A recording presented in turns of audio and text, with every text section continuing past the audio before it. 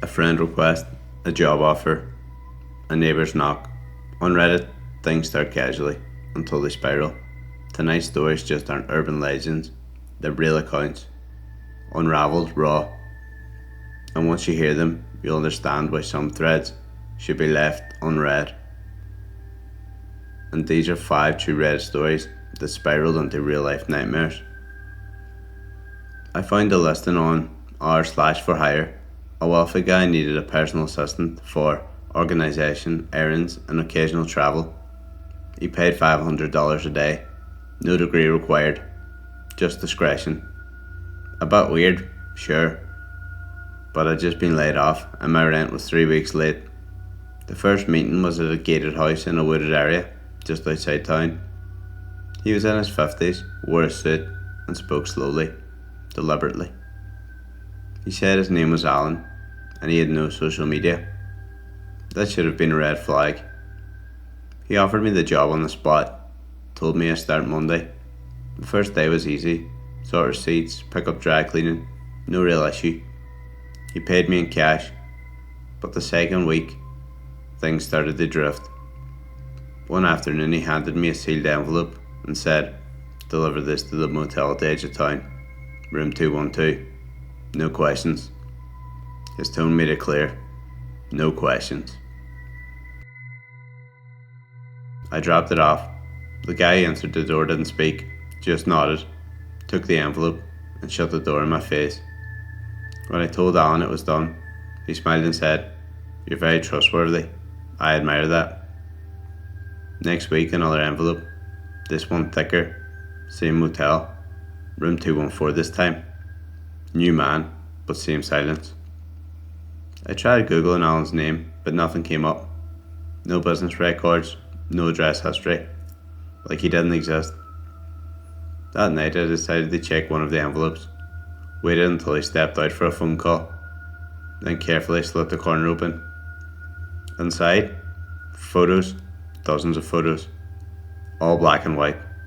All of me. At work. In my car. Sleeping in my apartment. I froze. The phone rang. Alan called me into the kitchen. "I pay you well," he said, "but curiosity is very expensive." I didn't sleep at all that night. At 3:30 a.m, I heard someone rattle my apartment door. Then stop. Then footsteps walking away. I caught the next day. He didn't even try to stop me. Didn't say a word. Just smiled and said, "You'll come back when you realise how few people remember you exist." Sometimes I check the subreddit. His post is still there. Same wording. New date. Someone always replies to it. It started with a comment I made on a thread about weird neighbours.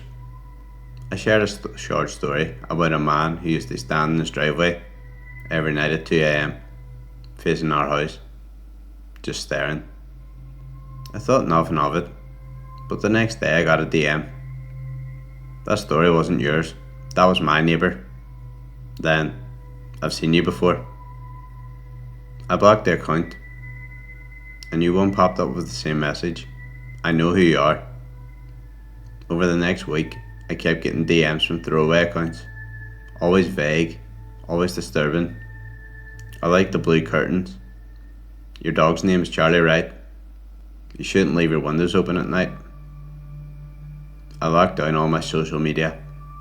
Still they kept finding me. Reddit, Twitter, even LinkedIn. Same message always. "I've seen you before." I filed a police report. They told me it was likely someone online trying to mess with me, but they'd look into it. That night someone knocked at my door at 1 a.m. No one I knew. Tall man, hoodie up, hands in his pockets. He just said, "You blocked me," then turned and walked off. I moved within the month. New city, new accounts, no online presence. But last week, on a brand new Reddit account I hadn't shared with anyone, I got a message. "Nice try, but I still know you, and I always will."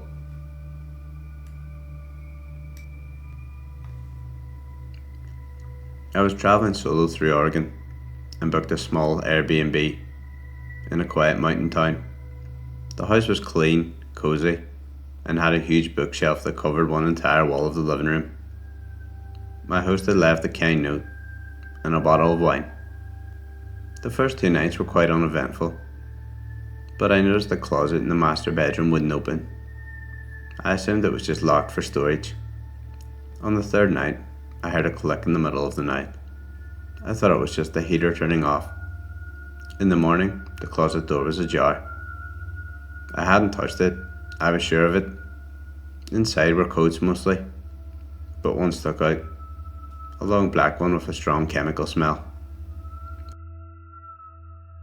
In the pocket was a folded note. Don't trust the bookshelf. I opened the bookshelf, of course. Behind one of the shelves, I found a hollow panel. Inside was a narrow, vertical crawlspace with a ladder going down. It was pitch black and smelled like something had died down there years ago and had never been cleaned out. I called the Airbnb number, but there was no answer. I checked the listing and it had vanished. That night someone knocked on the front door. I didn't answer. When I checked the security cam footage later, it showed a man standing on the porch for 5 minutes. Just standing. He looked at the camera and waved. Not at me, just at the lens. The next morning the crawlspace hatch was shut tight again, locked. I left that day and never looked back. Reddit's Airbnb hell wouldn't let me post the story. Every time I submitted it, the post vanished, like someone flagged it before it even went live. My breakup was rather messy. The guy I dated for 2 years turned out to be controlling and manipulative. I left him, blocked him on everything, and moved back home. A few weeks later, someone posted on the subreddit "True Off My Chest" using a throwaway account. The post described a woman who lies about her past, who deserves to be exposed. It was about me, word for word, from old conversations we had in private. I reported it and the post was removed. Then another one went up on r/2x chromosomes.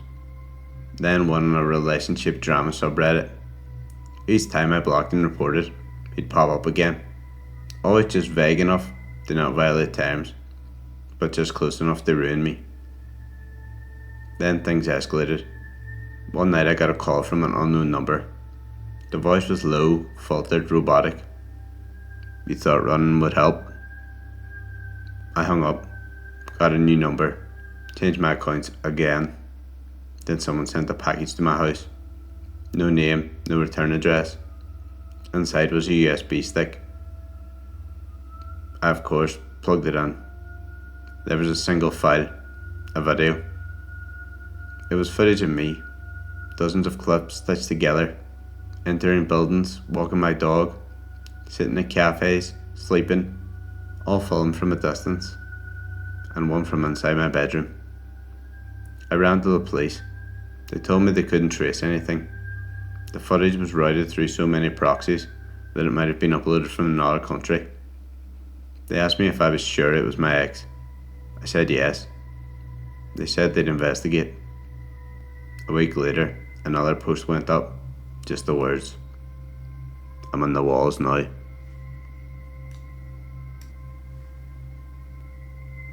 This one is hard to talk about.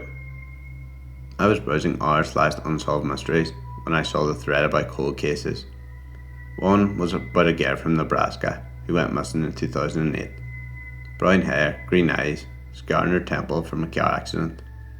Last seen at 17. There was a photo. I clicked it and my heart sank.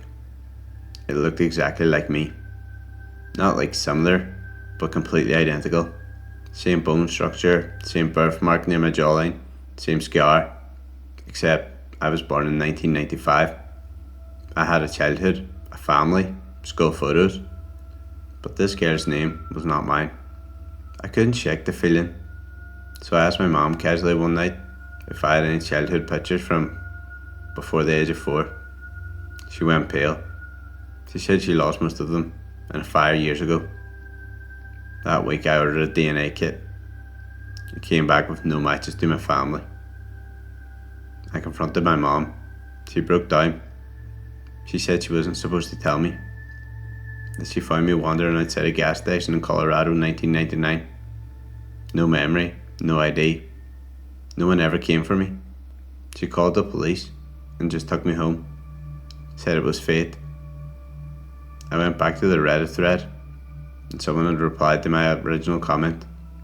We've been looking for you. But that account was deleted minutes later.